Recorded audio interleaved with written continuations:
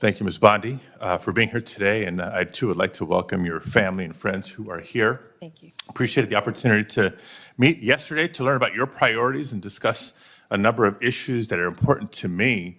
But I got to tell you, as I reflected on our conversation yesterday and as I've observed the hearing today, I continue to have significant reservations on your ability to function as a truly independent Attorney General for your friend.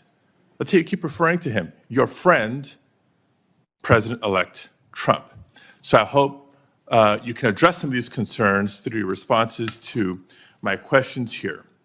Now, the first issue area is something that we didn't get a chance to touch on yesterday. So I actually want to follow up on some of Senator Durbin's questions from earlier about the 2020 election. And to be specific, on the day after the 2020 presidential general election, you traveled to Philadelphia to appear alongside President Trump's then attorney, Rudy Giuliani. And together, you falsely asserted that President Trump had, quote, won Pennsylvania in that election. What makes this so significant is not just the false claim itself, but the consequences it carried.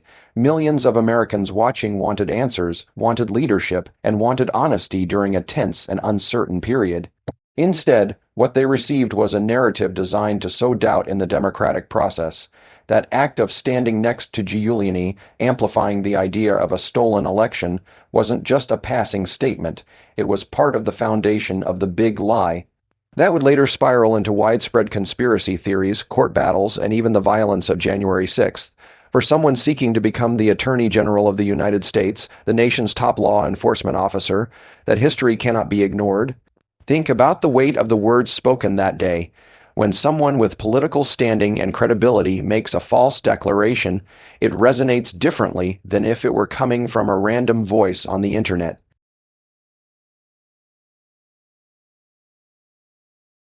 Election. So, First Senator. Yes or no? It's a yes or no question. First Senator. Do you have evidence, yes or no? First Senator. I'm so sorry about the fires to you and Senator Schiff and what you're going through in your states. I have to say that. I appreciate think that, all but of my our, clock is I'll ticking answer and I your want to question. hear All of our your answer. hearts go out to everyone in California for what you're facing right now. I'm glad you asked the question about Pennsylvania. It's a yes or no question. Do you have evidence, yes or no? Senator, I was hoping you'd ask the question. Do you have evidence, yes or no? I traveled to Pennsylvania. Do you have the evidence, yes or no? I traveled, Senator, to Pennsylvania. Okay. You're not answering my question. If you have no evidence to offer, let me ask you this. Will you now retract your previous statements that Trump won Pennsylvania in the 2020 election, yes or no? Oh, Senator, I traveled to Pennsylvania, and let me tell you what I saw firsthand. Yes or no? I didn't talk about California because I was not in California. I talked about... Yes or no? Last time I'm going to ask. I talked about Pennsylvania because I was there. I'm going to move on because she's clearly not answering my questions. And I want to know, colleagues, for everybody, members of the committee and everybody watching. When someone in a position of power is asked for evidence and they cannot provide it, the honest response is to admit the absence of proof. That honesty is what builds credibility and trust, even in difficult moments. But Bondi chose to protect a narrative instead of protecting the truth. She continued to circle around the question, never retracting her false claims and never acknowledging that the story she supported had no foundation. That refusal raises one of the biggest concerns for anyone considering her for the role of Attorney General.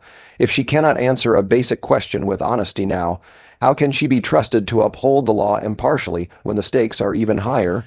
That the attorney who stood beside Mr. Giuliani was making very similar statements.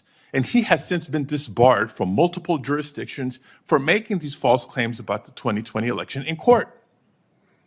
And like Mr. Giuliani, as you've noted today, you've taken an oath to uphold the Constitution just as an attorney. And now you're asking us to consider you to serve as the chief law enforcement officer in our country.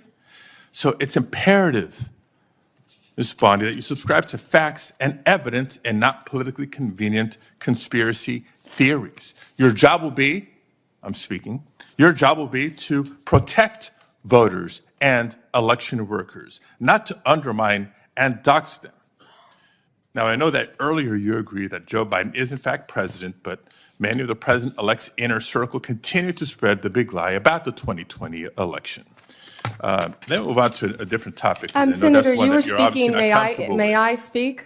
You I cut want me to ask off you the when I next was question. You speaking. can speak, and I hope you answer, Ms. Bondi. Well, I'd now, like when to we met answer the previous yesterday, one, Senator. when we met yesterday, You pointed your finger at me and you said did not you were seem to be speaking. familiar Let me answer with my the question. I'm not going to be citizenship bullied by you, clause, the Senator 14th Padilla. Amendment of the United States of America, which was deeply disappointing. I guess you And I'm didn't want to hoping you're hear more my familiar answer with it about today Pennsylvania. after I gave an opportunity to study overnight. So can you tell me and this committee what the citizenship clause of the 14th Amendment says? The Attorney General is expected to know the Constitution not as a vague set of ideas, but as the very framework they are sworn to defend. The inability, or perhaps unwillingness, to affirm something so fundamental raises serious doubts about both competence and conviction. Imagine asking the chief legal officer of the United States whether free speech exists, or whether citizens have the right to vote, and hearing them respond that they would need to study it. That is the level of absurdity this moment revealed. The role of Attorney General demands immediate, clear understanding of constitutional law. To falter here on one of the most straightforward provisions is to show either a lack of preparation or a desire to avoid taking a stand on an issue that has become politically charged. Neither explanation inspires confidence. This matters not only because of what the 14th Amendment says, but because of what it represents. Birthright citizenship is part of America's promise to every child born on its soil, that they belong, that they are citizens, and that their rights are secure from the moment of birth. To hesitate in affirming that is to undermine generations of legal precedent, and to send a chilling message to immigrant communities who depend on the guarantee of equal protection under the law. An attorney general who cannot defend this principle risks leaving millions uncertain about their place in the country.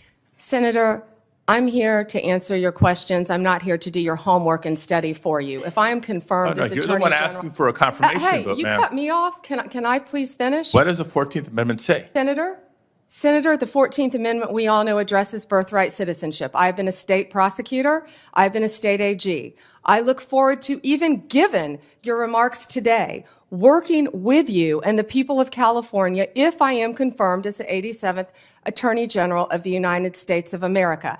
I didn't take your homework assignment. I'm sorry. I was preparing for today. So on the 14th Amendment, now you've testified repeatedly to this committee that you will uphold the laws of this country and defend the Constitution of the United States. Do you believe birthright citizenship is the law of the land, and will you defend it regardless of a child born in the United States, regardless of their parents' immigration status? Senator, I will study birthright citizenship. I would love to meet with you regarding Ma'am, you're birthright asking us to citizenship. Can I continue answer to the serve as the question? Attorney General of the United States, and you still need to study the 14th Amendment of the Constitution? That is not helping me have more confidence in your ability to do this job. One other immigration-related question, I'll steer clear of the I Constitution have one and the regarding law. that I'd like to Senator talk about. Hirona asked you earlier, but I don't think you answered her question. Can you please tell us, do you agree with the statement that immigrants are, quote, poisoning the blood of our country, yes or no? I did not say that. I did not say that you said that. I'm asking if you agree with it, yes or no. I did not say that. Do you agree with it, yes or Senator, no? my great-grandparents are immigrants. Do you agree with it, They yes or no? came here from Sicily Do you agree through with it, Ellis yes or Island no? when they were teenagers. Do you agree with it, yes or no? Senator, let me answer the question. Yes or no? It's My real simple. great-grandparents came here, immigrated to this country from Sicily, recently went and found each of their birth certificates. We are a nation made up of immigrants. Do I believe immigrants are poisoning our country? No, Senator. Thank you very much, Mr. Chair. I can't wait for the second round. Same, Senator. Thank you. No, sir. Thank you.